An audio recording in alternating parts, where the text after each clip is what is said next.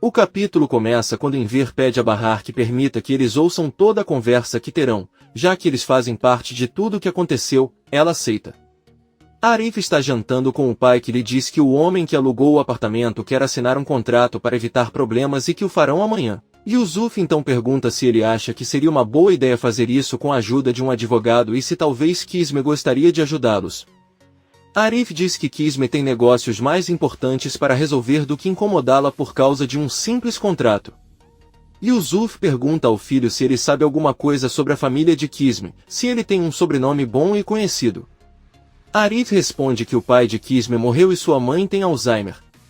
Yusuf pergunta como o pai morreu, quantos anos ele tem e se tem irmãos. Arif responde que seu pai morreu antes dela nascer. Ela é aproximadamente 4 anos mais nova que ele se ele tem um meio-irmão que ainda não conhece. Yusuf fica pensando. Por outro lado, vemos que Seida chega com muita coragem ao refeitório de Henry e entra, cumprimenta-o e pede-lhe que converse um pouco.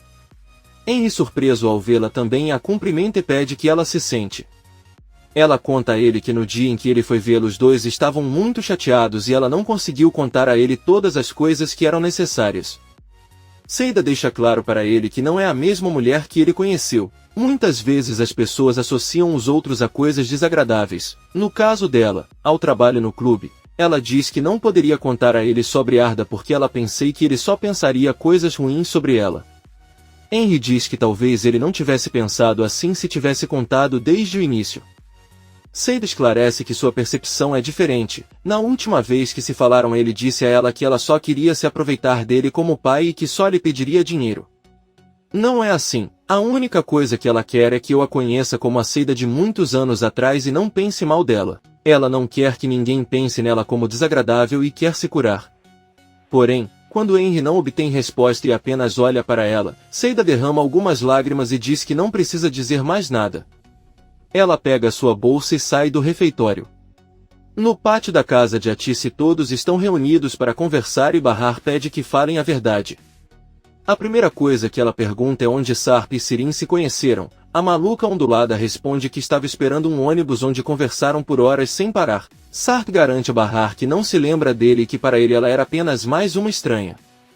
Ele nunca o viu com os mesmos olhos com que sempre viu Bahar. Sirin começa a rir. Sarp pergunta qual o motivo de sua risada. Ele se atreve a fazê-lo depois de arruinar a vida de tantas pessoas. Sirin pergunta se ele também não se lembra de todas as outras vezes em que se viram. Era ele quem estava procurando por ela. Sarp tenta explicar a Bahar que tudo que sua irmã diz é mentira. Sirin aceita que naquela época ela era apenas uma menina que se interessava pelo cunhado e por isso o procurava. Ele então pergunta a Sarp se ele esqueceu todas as tardes que passaram juntos em sua loja.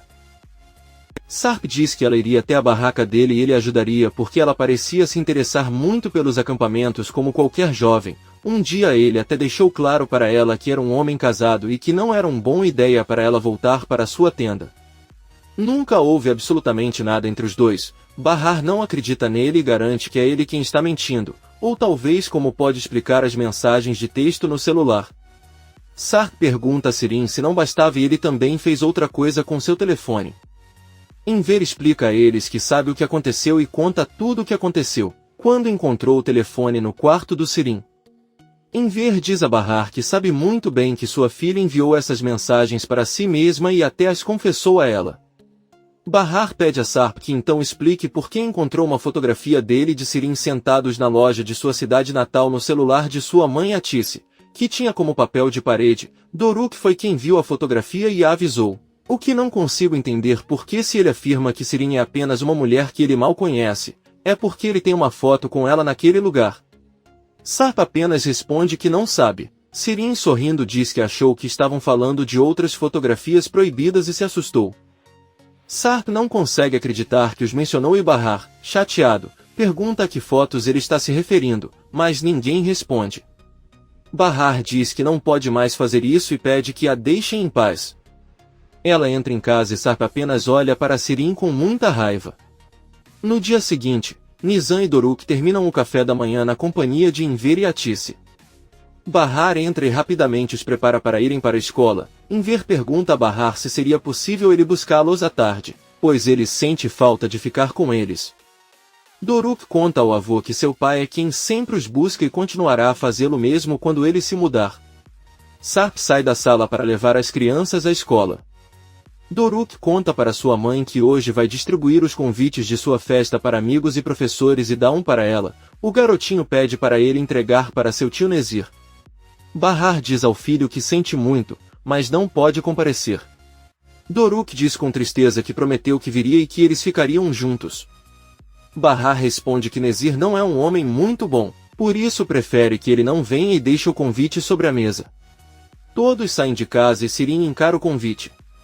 Doruk pergunta à mãe se ele pode convidar Arif então e ela responde que podem perguntar primeiro. O menino diz que ela fará para ele um lindo convite de várias cores. Sarp se aproxima de Bahar e pergunta se ele pode acompanhá-la ao café para continuar conversando sobre o assunto da noite anterior. Ela, ainda irritada, responde que o assunto está encerrado. Não querendo que as crianças suspeitem e não possam continuar falando sobre o assunto, Bahar e Atice se despedem de todos e seguem outro caminho. Sarp continua seu caminho com seus filhos para a escola. Enquanto isso, Sirin sai furtivamente de seu quarto vestido elegantemente. Ele aceita o convite de Nezir e sai pela porta dos fundos da casa. Enver a chama para ajudá-la com as camisas, mas ao verificar os quartos percebe que fugiu, pois não tem mais dinheiro. Sirin caminha até o ponto de ônibus. Por outro lado, Munir e Sarp caminham juntos e encontram Yusuf em um café ao ar livre. Munir entrega a eles os contratos de aluguel que preparou e Yusuf procura seus óculos para ler o nome e os dados de Sarp, mas percebe que não os trouxe, então apenas obedece onde assinar. Ele diz que tudo parece estar em ordem. Sarp avisa que vai depositar sua conta agora mesmo com 6 meses de aluguel adiantado e que vai se mudar hoje. Surpreso, Yusuf diz que parece perfeito e imediatamente lhe dá as chaves do apartamento. Sarp e Munir se despedem e vão embora. Sirin chega ao escritório de Sua e o cumprimenta. O velho careca pergunta como estão Sarp e Bahar e se ainda moram com eles. Sirin responde que sim, mas acha que eles vão se mudar hoje. Os dois só fingem se dar bem quando estão com os filhos e ele sente que Bahar ainda está com Arif. Sua pergunta se Nezir os contatou e Sirin conta que recentemente receberam um pacote de Nezir que continha um terno para a festa de circuncisão de Doruk neste fim de semana e na verdade ele acha que Nezir é apenas mais um convidado. Sua diz com raiva que eles devem ser loucos por pensar em convidar alguém que tentou matá-los. Sirin avisa Sua que foi vê-lo porque precisa que ele ajude em alguma coisa, ela não tem emprego e também não está estudando. Ele pensou que poderia ajudá-la com um emprego. Sua responde que ficaria feliz em ajudá-lo, mas ele não acha que Periu irá apoiá-lo com isso. Em vez disso, ele pode dar o dinheiro diretamente a ela, se quiser. Ele contata o departamento de contabilidade e Sirin sorri. Poucos minutos depois, ela sai do prédio com dinheiro na bolsa. Ela pega um táxi e vai até a empresa de Nezir. Atice diz a Bahar que Enver irá buscar as crianças na escola e deixá-las com Seida para que possam voltar ao trabalho. Bahar pergunta à mãe se Seida poderia ajudar o pai a terminar as camisas, pois ainda há um longo caminho a percorrer. Atice responde que é uma boa ideia e que ela deveria perguntar a ele.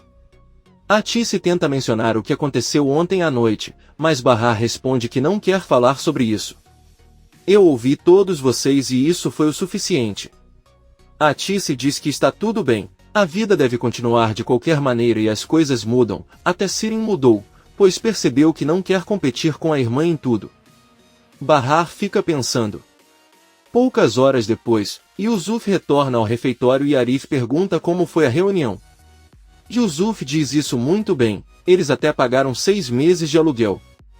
Arif pergunta qual é o nome do inquilino e o que ele faz, e Yusuf lhe entrega o contrato para que ele leia os detalhes, mas pouco antes de abri-lo, Nizam e Doruk gritam seu nome e correm para cumprimentá-lo. Arif pede a Enver que os deixe ficar um pouco com ele e depois os levará até Seida. Enver diz que sim e entra no prédio para ver Seida por um momento. Yusuf diz que é melhor ir até a casa e pedir o contrato a Arif, que não conseguiu ver o nome do inquilino. Enver chega ao apartamento de Bahar onde está Seida e que o limpou e organizou para que Bahar e os filhos possam voltar a viver com conforto. Enver diz a ela que ela fica muito bem com seu novo corte de cabelo e eles se sentam. Ele diz a ela que ela deveria ir ajudá-lo com as camisas, talvez eles possam se dar bem e expandir o negócio. Seida, sorrindo, responde que ficará feliz em ajudá-lo, mas não acha que isso possa ser permanente, já que ela ganha mais dinheiro onde trabalha agora. A escola do Arda é cara e ele tem estado doente, mas vai ajudar com as camisas sempre que tiver tempo. Enver diz que está tudo bem. Seida conta como Bahar ficou mal no dia em que voltou ao prédio, porque se lembrou de Elis. Enver diz que será melhor dizer a Tice para acompanhá-la de volta hoje, para que não seja difícil. Comente este capítulo e não se esqueça de se inscrever. Até a próxima, amigos!